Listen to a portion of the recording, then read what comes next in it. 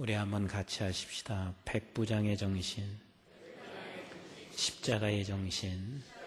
다시 한번 백부장의 정신, 십자가의 정신. 주의 사역은 다 이렇게 보면 귀해요. 참 귀한데 우리 새가족 섬기는 분들, 우리 성도님들이 많이 기도해 줘야 합니다.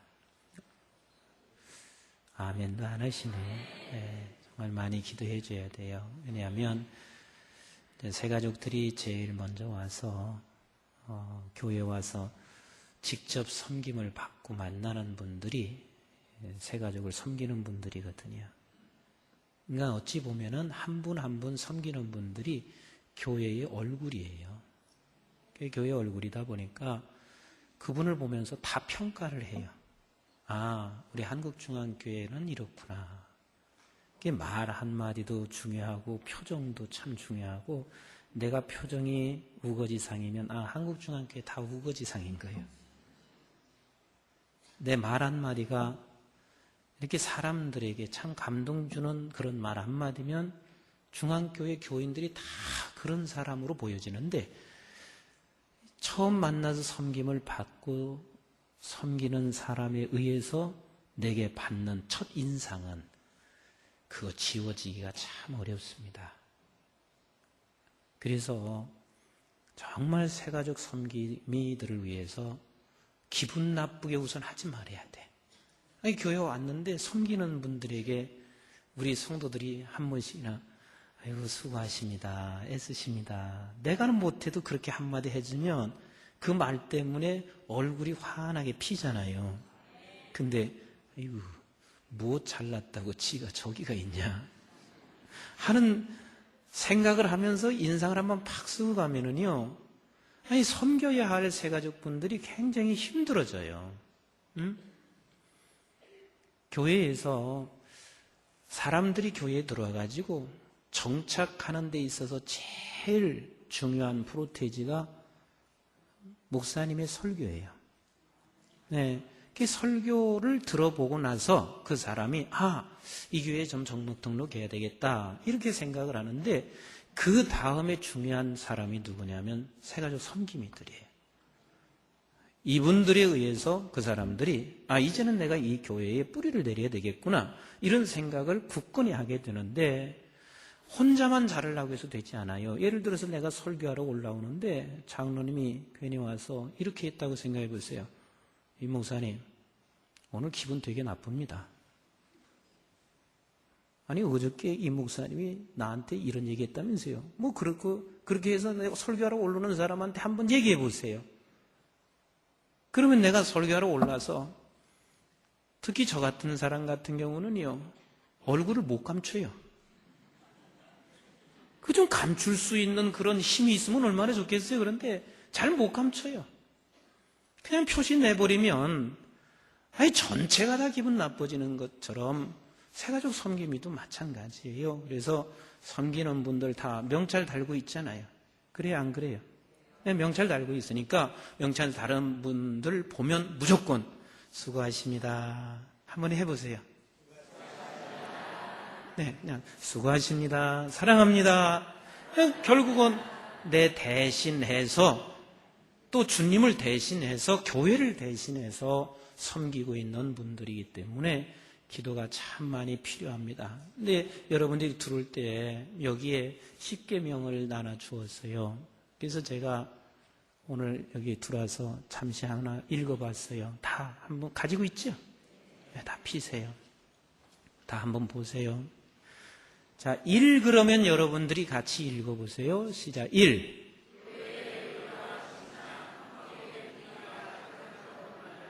네, 그래요. 새가족 섬김이들만 이것은 해서는 안 되잖아요. 그러니까 모두가 다 교회 딱 들으면 이 교회가 참 화목하구나, 평안하구나, 이게 있어야 되거든요. 그러기 위해서는 우리가 사람들에게 뭐하라? 칭찬해줘라. 아멘.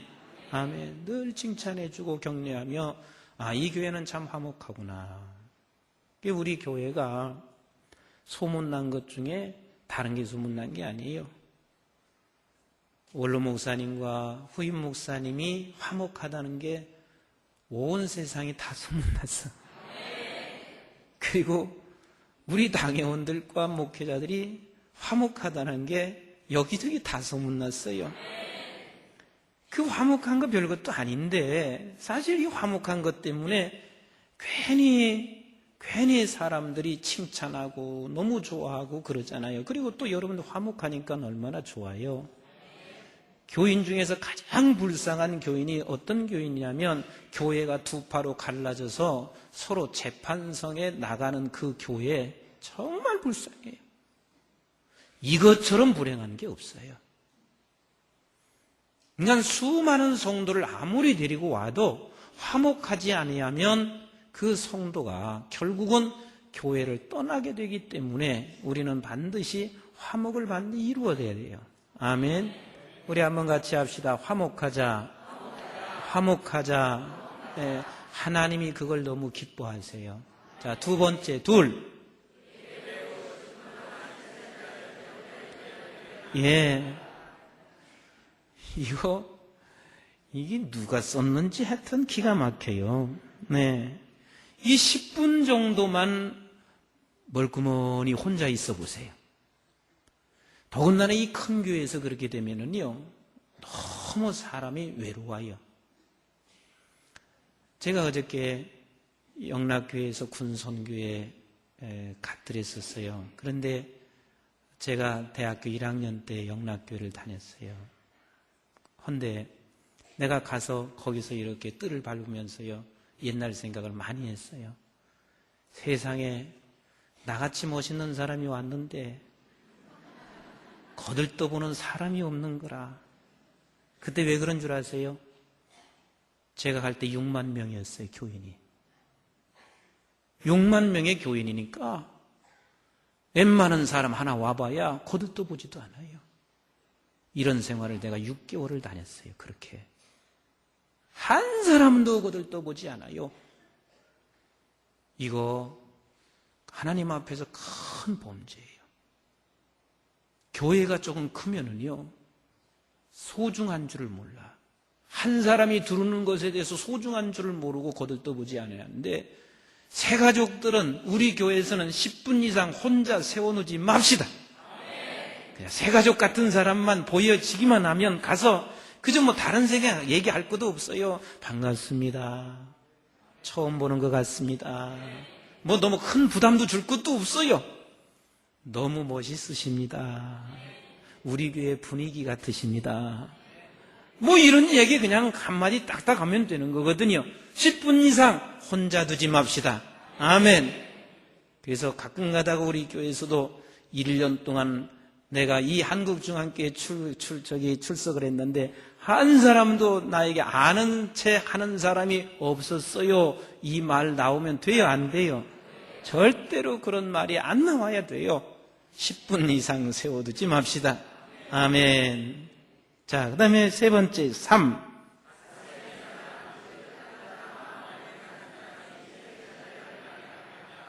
네. 뭐 누가 가슴에 사람이 따뜻한 마음을 가진 사람 누가 어떻게 찾아가겠어요? 우리 모두가 다 그렇게 돼야지. 아멘.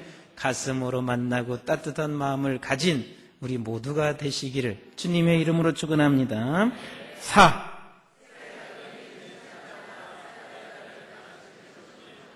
네, 정말 이건 중요한 이야기입니다. 내가 목회하면서 확실하게 경험한 게 그겁니다. 목사가 장로부터 변화돼야지, 권사 변화돼야지, 성도 변화돼야지. 그러면 내가 우선 시험 들기 시작해요. 그런데 항상 목회하면서 내가 변화되면 돼. 내가 먼저 변화돼야 돼. 자, 그러면 장로님들과 권사님들과 안수집사님들과 관계에 있어서 크게 갈등하는 것까지는 가지 않아요. 왜냐하면 내가 먼저 변화돼야지. 그런데 새가족을 섬기는 사람들이 먼저 변화되는 것을 항상 마음에 두세요. 그래서 내가 섬기고 있으면서 그 사람들이 좀 더 변화되지 아니하는 것 같고 그렇게 힘들게 해도 내가 변화돼야지 그러시면 돼요. 아멘. 그것을 위해서 기도하시길 바랍니다. 5번 시작. 네, 새신자와 교인을 연결하는 중보자가 되라. 아멘. 그 다음에 6번째 시작.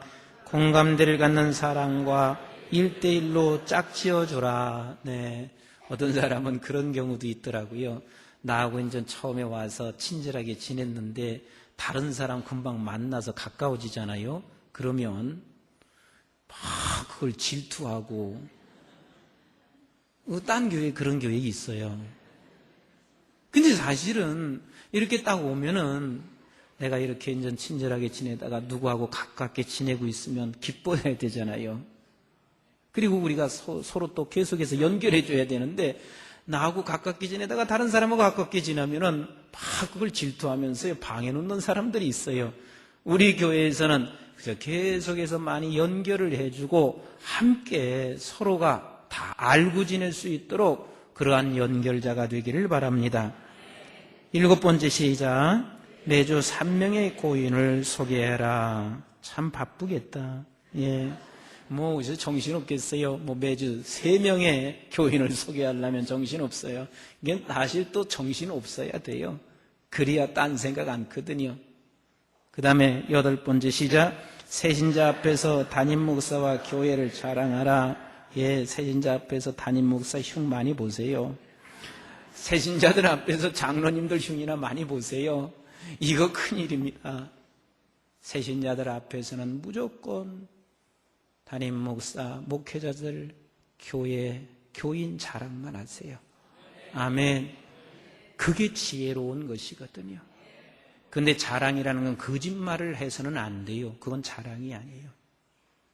정말 아무리 악한 사람을 봐도 좋은 점이 있어요, 없어요? 있더라고요. 아무리 악한 사람을 봐도 그 사람 속에 자랑할 것이 한두 가지 없는 사람은 없어요. 그래서 우리는 자랑을 하고 칭찬하는 걸 거짓말하면은요, 그건 다 위선이에요. 정말 격려하고 칭찬할 것도 그것을 보고 해야 돼요. 임 목사요, 자랑할 거 있어요. 우리 교회 자랑할 건 많아요. 그냥 우리는 새신자 앞에서 누구든지 함께 자랑해 주십시다. 아멘. 그 다음에 9번째 시작. 새신자의 짝짓는 환영식을 가지라. 나 이건 뭔지 모르겠다. 짝짓는 환영식이에요? 환영실? 응? 새가족실. 새신자와 짝짓는 환영 새가족실을 가지라. 예, 그냥 여러분들이 성령께서 이해하는 대로 이해하시면 됩니다.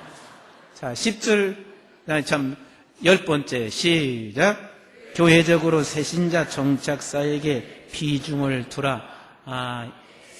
9번하고 10번은 담임 목사하고 당회원들이 들으라는 소리구만요. 환영실을 잘 만들어주고, 그리고 이 교회에서 새신자 정착사에게 가장 큰 비중을 두라. 그렇습니다. 전도하는 것하고 정착하는 일은 우리 교회에서 항상 가장 큰 비중을 둘 수 있는 우리가 되어야 될 줄로 믿습니다. 네. 자, 이렇게 10계명을 지켜나가는 데 있어서는 우리가 백부장의 정신, 십자가의 정신만 있으면 돼요. 근데 오늘 백부장을 보니까 2절 같이 한번 다시 읽어보겠습니다. 시작. 어떤 백부장이 사랑하는 종이 병들어 죽게 되었더니 그랬습니다. 백부장이 지금 이 병들어 있는 중풍병자거든요. 근데 이 사람을 사랑하는 종이라 그랬습니다. 사랑하는 종이라.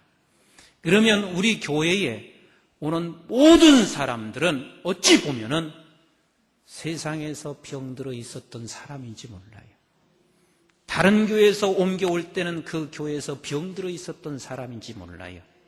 어쨌든 마음의 병이나 영적인 병이나 병이 들어서 이 교회로 왔으면 우리는 그 병든 사람을 저렇게 생각해서는 안 되거든요. 어디가 병들었는가?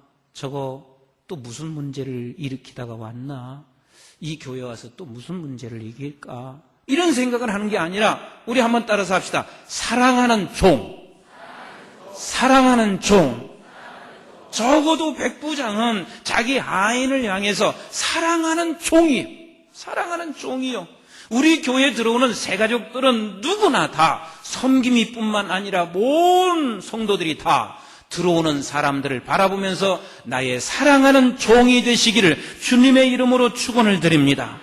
자, 그러면 이 사랑하는 종, 백부장은 사랑하는 종이라고 그랬는데 이 사랑이 어떤 사랑이었을까? 이것이 십자가의 사랑이요. 주님께서 이 백부장을 이보다 더 큰 믿음을 보았겠느냐 이렇게 말씀하시는 이유는 백부장을 보니 나를 닮은 거예요. 어제 제가 머리를 깎으러 갔어요. 그런데 조카 녀석이 따라간대요. 그게 따라갔어요. 머리를 깎는데 거기 어떤 여자분이 두 분이 앉아 계세요. 앉아 있더니 그래요. 어쩌면 너는 너희 할아버지 똑 닮았냐? 그래.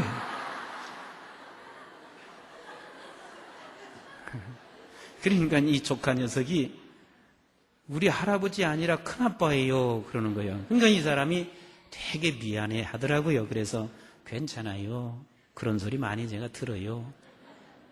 그런데 그렇게 하면서 뭐라고 하냐면 눈쪽이 정말 똑 닮았다고 그러는 거예요.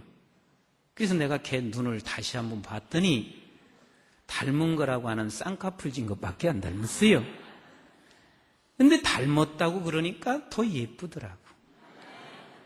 닮았다니까 할아버지라고 하든 친조 할아버지라고 하든 닮았다는 이야기 때문에 내가 예뻤어요.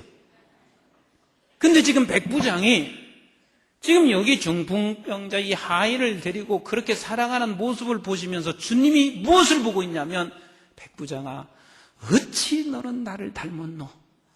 누구를 닮았노? 예수님을 어찌 네가 그렇게 닮았냐? 나를 닮았냐? 그러니 예수님께서 이 백부장이 사랑스럽겠어요? 사랑스럽지 않겠어요? 나를 닮았는데 왜 사랑스럽지 않겠어요? 너무 사랑스러운 거요. 그럼 백부장이 사랑하고 있는 이 종을 사랑하고 있는 이 사랑이나 주님이 나를 사랑하고 있는 이 사랑이나 닮은 거예요. 그래서 백부장의 사랑을 보니까 십자가의 사랑이라 십자가의 정신이고 백부장의 정신이 십자가의 그 정신이었더라. 자, 그러면 이 백부장은요 어떤 사랑을 가지고 있었으며 십자가의 사랑을 가진 예수님은 어떤 사랑을 가지고 있었는가 한번 같이 합시다. 끝까지 병든 자를 죽이지 않겠다는 사랑. 끝까지 병든 자를 내가 죽이지 않겠다는 거예요. 자, 그러면 여기서 사랑하는 종이라고 그랬으면 예수님께까지 찾아올 때 그냥 예수님 앞에 곧바로 데리고 왔을까요? 온갖 방법을 다 썼을까요? 예, 온갖 방법을 다 썼을 거예요. 별 군데 다 갔을 거예요. 아마도 예수님께 찾아온 것은 최후의 마지막이었을 거예요. 이것저것 다 방법을 다 썼습니다. 이약도 써보고 저 의원도 찾아가보고 모든 방법을 다 썼고 안 돼서 결국은 마지막으로 예수님 앞에 찾아왔을 거예요. 결국은 예수님께서도 마찬가지요. 우리를 사랑하시는데 끝까지 책임지세요. 그것이 뭐냐면 십자가예요. 내가 십자가에 죽는다 할지라도 나는 너를 포기하지 않아. 내가 지금 이렇게 온몸에 핏자국이 되고 온몸에 피 한 방울 남기지 아니하고 다 쏟는다 할지라도 나는 너를 포기하지 않아. 나는 너를 포기하지 않아. 나는 너를 포기하지 않아. 지금 백부장이 사랑이 바로 그거예요. 나는 내 이 종을 포기하지 않아. 적어도 새 가족이 들어오면 그 정신이 있는 것을 주님이 원하시는 거요. 한 사람이 내 앞에 왔습니다. 그러면 사랑하는 종입니다. 그러면 사랑하는 이 종을 포기할 수가 없습니다. 죽어도 포기할 수 없습니다. 무슨 방법을 써서라도 당신을 고쳐내야 합니다. 무슨 방법을 써서라도 너는 이 교회 교인으로 뿌리를 내려야 합니다. 제가 우리 세 가족들이 베이직 과정을 마치고 나면 잠시 식당에 내려가서요, 그들에게 하는 말이 꼭 이 말을 해요. 여러분, 우리 교회에 오니까 어떤 사람은 말씀 좋아서 등록할 수도 있고 교회가 좋아서 등록할 수 있는데, 그런데 잘못 왔어요. 그래. 왜냐하면 우리 한국중앙교회나 다른 교회나 다 똑같습니다. 여러분들도 조금 다니다 보면 임 목사한테 실망할 수 있고 우리 교회에 실망할 수가 있습니다. 그런데 내가 부탁드립니다. 3년만 비바람이 불어도, 어려움이 있어도 3년만 그냥 꾹 참고 있어 보세요. 그래야 뿌리를 내릴 수 있습니다. 이 교회라고 해서 이게 천국이 아닙니다. 이 교회도 다 인간이 모인 곳이기 때문에 여러분들이 실망할 수 있습니다. 내가 거짓말했어요? 솔직한 거요? 그게 사실이거든요. 그래서 한 사람이 이동해서 안 믿는 사람이 이 교회에 들어오든 아니면 다른 교회에서 섬기던 사람이 교회에 들어오든 3년까지는 많이 힘들어요. 여러분들이 그것 좀 알아주세요. 아하, 3년까지는 힘들겠구나. 내가 병이 고쳐졌다 할지라도 3년 동안은 회복이 필요해요. 그러니 우리는 적어도 섬기는 사람도 3년까지는 보살펴 주십시다. 아멘. 지금 교회에 와서 얼마 온지도 않았는데 성가대도 있고 새가족의 섬김이도 들어가고 이곳저곳에서 섬기는 일이 있어도 항상 여러분들은 옆에서, 그래 3년까지는 그래도 내가 섬겨드려야 돼, 그래도 내가 보살펴드려야 돼, 이러면서 마지막 끝까지 병든 자를 절대로 죽이지 않겠다라고 하는 백부장의 정신, 십자가의 정신을 갖고 저와 여러분들이 사역하시기를 주님의 이름으로 축원을 드립니다. 자, 보세요. 지금 돌 속에 금괴가 있습니다. 그러면 들 속에 있는 금괴를 캐내려면 어떻게 하면 돼요? 어떻게 하면 돼요? 돌을 깨트려야 됩니다. 그 깨트리는 방법은 다이너마이트를 해서 깨트릴 수도 있고 큰 망치로 깨트릴 수가 있습니다. 그런데 결안 속에 생명이 있습니다. 그러면 그 결안 속에 생명이 나오게 하기 위해서는 망치 갖다 쳐야죠. 결안 속에 생명이 나오기 위해서는 어떻게 하면 돼요? 맞았어요. 품어야 돼요. 며칠 동안? 21일 동안. 역시 우리 교회는 수준이 있어요. 21일 동안 품어야 돼요. 교회에서 새신자가 들어오면 두 가지 방법을 선택해야 돼요. 하나는 망치를 들고 있어야 돼요. 하나는 가슴이 필요해요. 망치를 들고 있는 것은 분명히 그 사람 속에 금괴가 들어 있습니다. 그래서 지금 백부장은 종을 사랑하는 거예요. 아무것도 아닌 종인 것 같아요. 사람들이 봤을 때는 하인이에요. 그러나 백부장이 봤을 때는 그 속에 금괴가 있는 거예요. 그리고 백부장이 봤을 때는 그 속에 생명이 있는 거예요. 그 교회에 오는 사람들은 우리가 봐야 할 게 있습니다. 금괴와 생명을 봐야 하는데 그 사람만이 가지고 있는 가치, 그리고 그 사람에게 주어진 생명을 봐야 돼요. 그 금괴를 깨내려면, 가치를 깨내려면 망치가 필요해. 그 망치가 뭔 줄 아세요? 처음에 교회에 오면 사단이 그를 덮어 씌웁니다. 이상하게 시험 들기 시작해요. 우리 교회 그 수많은 성도 가운데 좋은 사람들이 다 99%거든요. 그런데 이상하게 시험 들려면 1%인 사람한테 만나게 돼요. 모든 사람들이 다 좋거든요. 그런데 시험 들려면요, 이상하게 한마디 툭 던지는 것 때문에 그냥 팍 쓰러져요. 이것이 사단의 계략이요. 그렇기 때문에 우리는 망치를 들어야 하는데 그 망치가 뭐냐면 반드시 새 가족을 위해서 같이 합시다. 중보기도 해라. 기도 없이는 그 사단의 세력과 사단의 괴계들을 우리는 무너뜨릴 수가 없어요. 우리 교회에서 잘하고 있어요. 화요일날 새벽이 되면은 새신자 카드를 하나씩 이렇게 이름을 주어요. 얼마나 기도를 하는지 모르겠지만 나는 내가 받는 사람은 꼭 기도해요. 내게로 오는 사람은 복인 것도 몰라. 반드시 내가 기도해요. 그거 잘하는 거예요. 왜? 그 사람 속에 가치를 무너뜨리기 위해서, 가치를 캐내기 위해서는 기도의 방망이가 필요합니다. 성령의 방망이가 필요한 거요. 기도 없이는 사단의 세력을 물리칠 수가 없는 거요. 그래서 우리가 새가족 하나하나가 들으면은 우리는 함께 기도합시다. 그래서 사단의 세력을 무너뜨리자고요.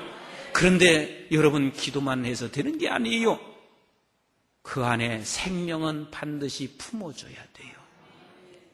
21일 동안 품어주면서 그를 사랑으로 끊임없이 품어줄 때, 그때야 비로소 어느 시점이 되면 삐약하고 거기서 지가 안에서 팍 터져가지고 병아리가 나오기 시작해요. 그 병아리 나오면 바람 불으면 쓰러져야 안 쓰러져요? 쓰러지거든요. 조금만 보호해주면 되는데 그 조금이 3년은 보호해주라 그 말이에요. 아멘. 그래서 이 두 가지를 통하여 우리 새 가족들이 잘할 수가 있습니다. 다시 말하면 끝까지 이 병든 내 하인을 내가 책임지겠다. 나는 끝까지 그 사람을 죽이지 않겠다. 이 정신이야. 같이 합시다. 끝까지 죽이지 않겠다. 그래서 그 사람이 떠나면 당신이 천당 깔 때까지 내가 뒤쫓아갈 거야. 아멘. 당신이 지옥 가면은 지옥 앞까지 내가 쫓아가서 당신을 끌어낼 거야. 이런 정신이 지금 백부장의 정신이고, 이 정신이 바로 십자가의 정신이라 그 말입니다. 방송에서 늘 뉴스를 보면서요, 항상 그런 생각을 해요. 방송을 볼 때마다 왜 이렇게 남의 약점들을 그렇게 기가 막히게 파는지 몰라요. 참 국회의원들 할 일 없어요. 나는 청문회 하면서도 좋은 것도 좀 얘기하고, 그리고 잘못된 것도 지적하면 얼마나 좋겠어요. 우리나라 세금을 받아서 한 달 월급만 1,000만 원이 넘거든요. 그러다가 그것뿐인가요? 그분들이 여기저기 다 경비까지 합치면 굉장히 많은 돈을 받고 있는데, 그 돈을 가지고 하는 게 뭐냐면 어찌 그렇게 나쁜 것만 캐내는지 모르겠어요. 그래서 나 우리 교인들 절대 장관 나가지 말아요. 네. 이런 나라에서 장관 나가지 말아요. 이거 큰일 나. 누가 장관할 수 있는 사람이 어디가 있어요. 물론 깨끗해야 하는데 좀 좋은 것도 좀 말할 수 있으면서 그렇게 말하면 얼마나 좋겠어요. 결국은 교회는 품어줘야 돼요. 세상은 다 곳곳에서 자기 잘못된 것을 다 끄집어 집어내는 게 세상인데, 그 세상이 더럽고 세상이 너무 혐오가 있어서 교회 안에 들어와 있는 사람들까지 교회 안에서 다 긁어내는 거요. 조금 만나면 왜 그렇게 그 사람의 잘못된 것만 그렇게 찾아내는지 모르겠어요. 이게 뭐냐면 마귀 짓이거든. 하나님의 은혜를 받고 난 후에 하나님의 은혜를 받은 사람이 어찌하여 그렇게 잘못된 것만 끌어내는지 모르겠어요. 품지 않으면 생명은 나오지 않습니다. 품어야 할 장소에 품어야 하는데 거기서 계속해서 방망이로 쳐버리면 그게 무슨 생명이 나올 수 있어요. 우리 절대 나는 이 사랑하는 종을 죽일 수 없어. 우리 교회 한 번 발디든 사람은 내가 절대로 놓칠 수 없어. 이 십자가의 정신, 백부장의 정신을 갖고 사역합시다. 두 번째는요, 우리 백부장은요, 같이 합시다. 내 신분을 다 내려놓은 사랑의 정신, 신분을 다 내려놓았습니다. 백부장이면 100명을 거느리고 있는 그런 대장이요. 그런데다가 지금 이 백부장이 사랑하고 있는 사람은 하인이요. 지금도 예를 들어서 우리가 우리 가정에서 그냥 일하는 일꾼이라고 생각해 보세요. 그럼 우습게 여기거든요. 그런데 2000년 전에는 하인 종이면 같이 합시다. 짐승과 같이 여겼다. 짐승하고 똑같이 여긴 거예요. 그래서 백부장은 사실은 이거하고 똑같아요. 우리 요즘 엄마들이 보니까 개를 안고 다니면서 그러더라고요. 엄마 따라와라. 엄마야. 그랬어요. 그러니까 지금 똑같은 거야. 백부장이 지금 이 하인을 사랑한다는 말은 우리가 지금 개를 안고 엄마야. 그렇게 말하는 거하고 똑같은 거요. 이런 짐승과 같은 존재인데 백부장은요. 지금 예수님 앞에 찾아가는 것도 자존심, 존심 상하는 일이에요. 왠 줄 아세요? 예수님도 이방 사람이요. 백부장은 지금 로마 사람이란 말이에요. 로마가 다 통치하고 있는 나라이기 때문에 백부장이 지금 예수 앞에 찾아가는 것은요, 자기 존심을 다 내려놓은 거예요. 자존심을 다 내려놓은 거예요. 얼마나 사랑했으면 그렇게 내려놓았을까? 그게 바로 예수님이 그걸 보고서 뭘 봤냐면, 어쩌면 너는 나를 닮았냐. 하나님이시면서 이 땅에 내려오셔서 우리 예수님께서 십자가에 짊어지시는 그 순간 예수님은 자존심을 다 내려왔습니다. 자기의 명예를 다 내려놨어요. 자기의 지위를 다 내려놓으셨어요. 그리고 십자가를 지시고 있어요. 그러면 그 십자가를 짓는 그 순간 밑에 있는 그 어떤 한 사람도 예수님이 십자가를 지는 그 모습이 너무 아름답습니다. 내가 감동됩니다. 그렇게 한 사람이 어디가 있어요? 모두가 다 예수님이 십자가를 질 때 침을 뱉었습니다. 예수님의 옷을 다 찢었습니다. 그리고 예수님을 다 벗겨버렸습니다. 그리고 예수님의 침을 뱉었습니다. 하나님 대신 그 예수님 얼마나 자존심 상합니까? 사람이 그런 말을 하잖아요. 나를 어떻게 해도 좋아. 그러나 한 가닥 남은 자존심마저 당신이 그렇게 짓밟어? 내가 당신하고 평생 살면서 부부로 살면서 나는 당신을 위해서 정말 희생을 많이 하고 살았어. 다 버렸어. 그런데 한 가닥 남은 이 자존심마저 나를 그렇게 넘어뜨리냐? 그 자존심이 뭐예요? 당신은 네 엄마 닮아가지고 그 모양이야. 왜 내 가문 이야기를 해? 이렇게 내 자존심을 지금 무너뜨리고 있는 그 자존심 때문에 결국은 우리는 다시 화를 내면서 거기서 다툼이 벌어지고 있잖아요. 그런데 이 백부장은 마지막 자존심까지도 다 내려놓고 있습니다. 마지막 자존심까지 다 내려놓고 있습니다. 그 모습을 보고 우리 주님이 너는 어쩌면 나를 닮았노. 우리 새가족 섬기는 분들, 나도 집에 가면은 괜찮은 여자야. 집에 가면은 나 괜찮은 남자야.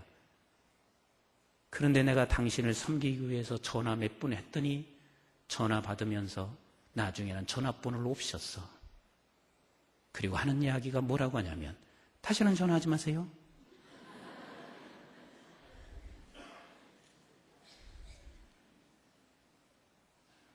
그런데도 또 전화했어요.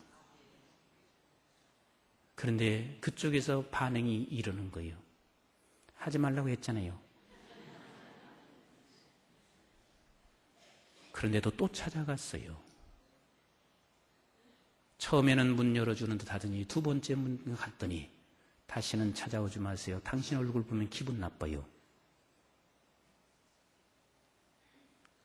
내가 봐도 우리 새가족 식구들 이렇게 예쁘신데 세상에 기분 나쁘다는 말이 그게 말이나 되는 소리예요? 그렇지만 그렇게 자존심을 내를 뭉그려치는다 할지라도 내 자존심을 다 내려놓는다 할지라도 내 신분이 다 지금 땅에 떨어지는 순간이 된다 할지라도 마지막까지 저 사람을 살려야 되겠다. 저 사람을 놓치지 않아야 되겠다 하는 이 사랑의 정신, 이 십자가의 정신, 그것을 사람들은 몰라줄지 모르지만 주님은 알아보시면서 어쩌면 나를 닮았노. 주님이 그렇게 말씀하시거든요. 마지막 세 번째, 백부장의 사랑은 따라서 합시다. 작은 소자도 귀히 여기는 사랑의 정신. 어찌 보면은 하인 하나 정도 그까지 아무것도 아니란 말이에요. 보잘것없는 거요. 그러나 진짜 주님이세요. 주님이 그것을 보면서 어쩌면 저렇게 나를 닮았나. 너는 지금 백부장의 군대를 이끄는 그런 리더가 아니야. 너는 하나님 나라의 리더자야. 주님이 지금 그렇게 말씀하시고 있는 거요. 세상의 리더보다는 하나님 나라의 리더로 인정받는 사람이 되기를 주님의 이름으로 축원합니다. 다윗이 멀끄러미 저 베들레헴을 쳐다보면서 혼자 독백을 하고 있어요. 그 독백이 뭐냐면, 저 베들레헴의 물을 언제 내가 먹을꼬? 혼자 독백하고 있는 거예요. 저 베들레헴에 있는 물을 언제 먹을꼬? 그런데 혼자 독백하고 있는 소리를 다윗의 부하가 그것을 들었습니다. 그것을 듣고 나서 서로가 의논했습니다. 저 베들레헴에 가서 물을 떠오자. 그런데 그 베들레헴은 이미 블레셋이 점령하고 있는 땅이거든요. 그래서 이 베들레헴이 지금 저것을 잡아야 하는데, 저 땅을 내가 지금 끄집어내야 되는데, 그래서 독백하고 있는 거요. 근데 이 세 사람 부하가 거기에 들어갔습니다. 거기 베들레헴에 들어가서요, 물을 떠왔어요. 생명을 걸고 적진에 들어가서 물을 떠온 그 물을 보면서요, 다윗이 하나님 앞에 제단을 탁 싸고 그 물을 하나님 앞에 제단에 바치고, 다윗이 뭐라고 고백하는 줄 아세요? 같이 합시다. 이 우물은 피이니라.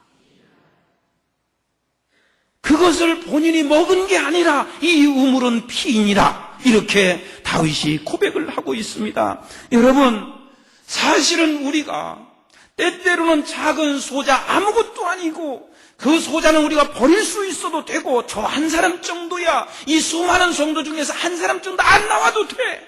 그러나 마지막까지 이 소중한 한 사람의 그 사람을 생각하고 사랑할 때 그 사람이 어떻게 되는 줄 아세요?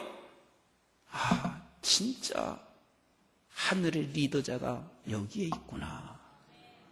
정말 하나님의 사람이 이곳에 있구나.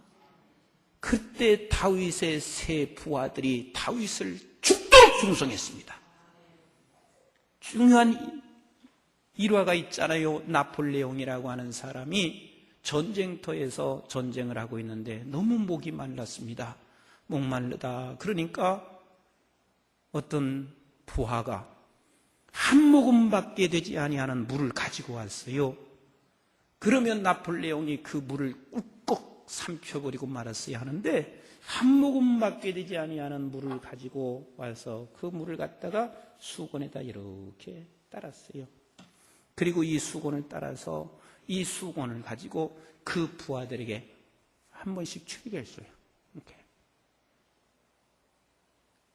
그것을 쳐다본 그 부하들이 나폴레옹에게 이렇게 말했습니다. 저런 왕이라면 내가 목숨을 다 바쳐도 아깝지 않소.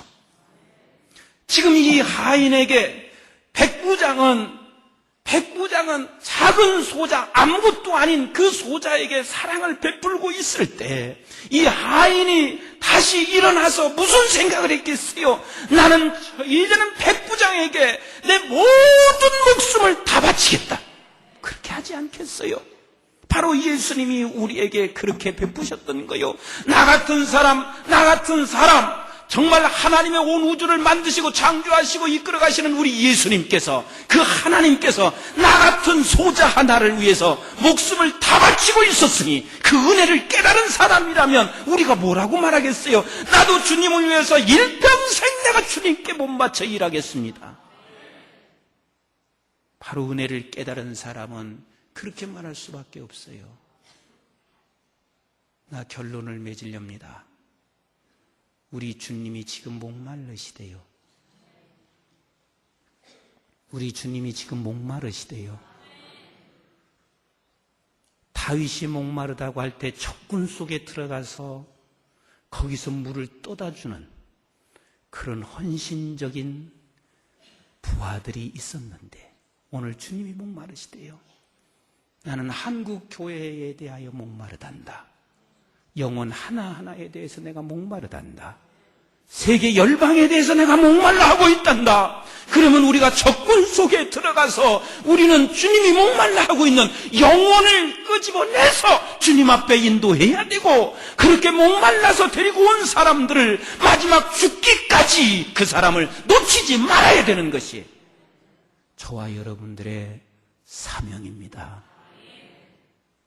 사랑하는 성도 여러분, 우리 새가족을 섬기는 사람만이 섬김이 아니라 온 교구가 다 새가족을 섬깁시다. 왜냐하면 한 사람 한 사람 때문에 주님이 너무 목말라 하고 계십니다. 그렇게 목말라 하시고 계신 우리 주님, 데리고 온 사람마저도 내 말 한마디 때문에 밖으로 내보낸다면 어찌 그분이 주님의 제자요, 주님의 은혜를 입은 하인이 될 수 있겠냐는 말이에요. 이 백부장의 하인은 백부장을 잊을 수 없는 사람이 될 거예요. 우리 새가족 섬김이 주님께서 이렇게 말씀을 들었으면 좋겠어요. 어쩌면 너는 나를 닮았냐. 그 닮은 사람을 바라보면서 주님이 9절 말씀을 하실 겁니다. 9절 같이 한번 읽어봐요. 시작. 예수께서